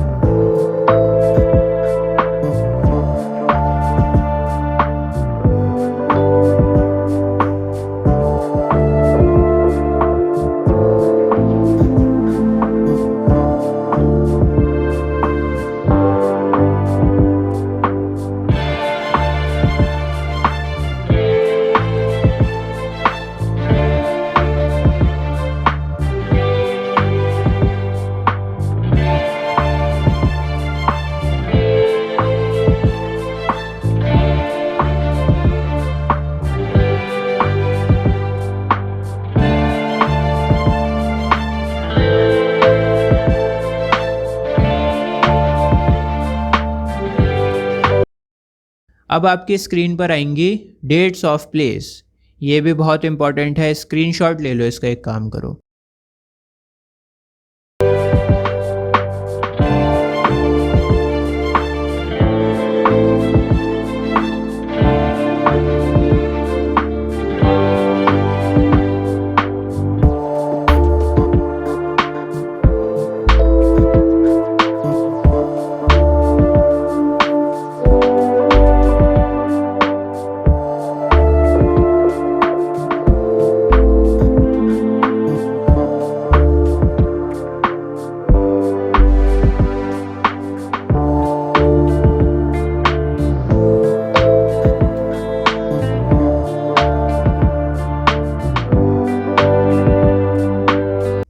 दोस्तों अब आपकी स्क्रीन के ऊपर आएंगी सेटिंग्स ऑफ प्लेस।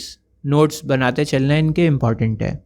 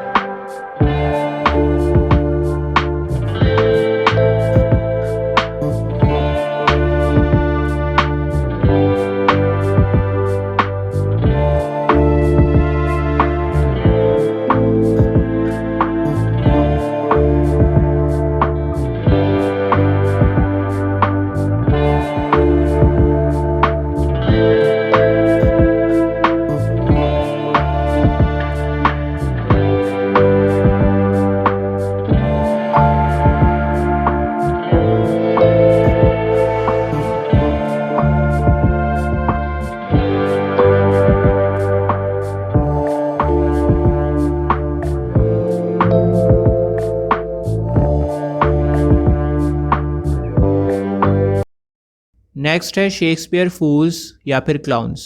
फूल्स या क्लाउन्स कहते हैं जोकर को, जो मनोरंजन करता है ड्रामा के अंदर। अक्सर यहाँ से भी क्वेश्चन बन जाता है, तो आपको पता होना चाहिए।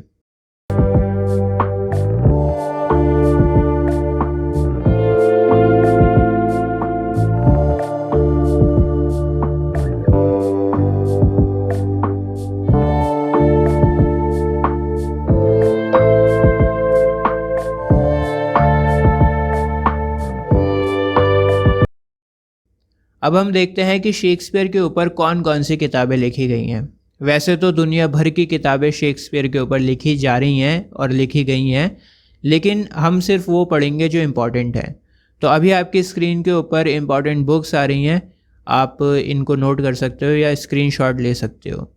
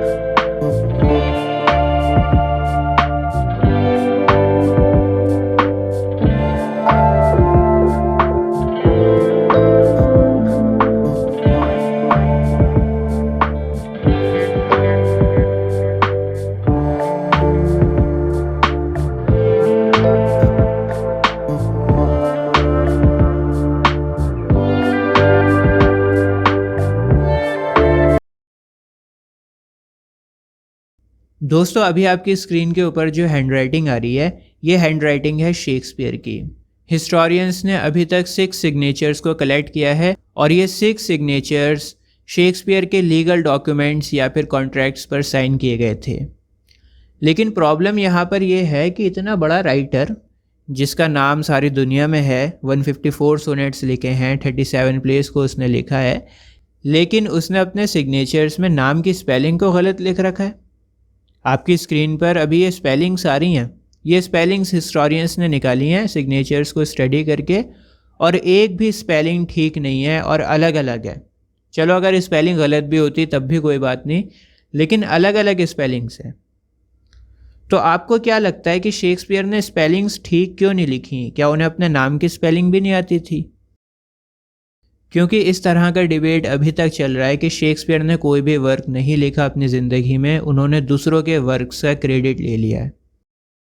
ऐसा मैं नहीं बोल रहा हूँ, ऐसा डिबेट चल रहा है। और अगर आप ऑथरशिप स्टडीज़ को पढ़ोगे तो यहाँ पर यही डिबेट चल रहा है कि शेक्सपियर ने वाकई में अपने वर्क्स को लिखा है या नहीं लिखा। बहरहाल ये इतना इम्पॉर्टेंट नहीं है, लेकिन मैंने सोचा कि आपके साथ डिस्कस कर लेता हूँ। तो बस इसी सवाल के साथ मैं आज का लेक्चर ख़त्म करता हूँ। अगर आप अभी तक मेरे साथ में जुड़े हुए हो, पूरी वीडियो को देखा है, तो कमेंट्स में लिखकर बताओ मुझे। मैं देखना चाहता हूँ कि इतनी बड़ी वीडियो को भी कितने लोग एंड तक देखते हैं। तो आज के लिए बस इतना ही। जय हिंद।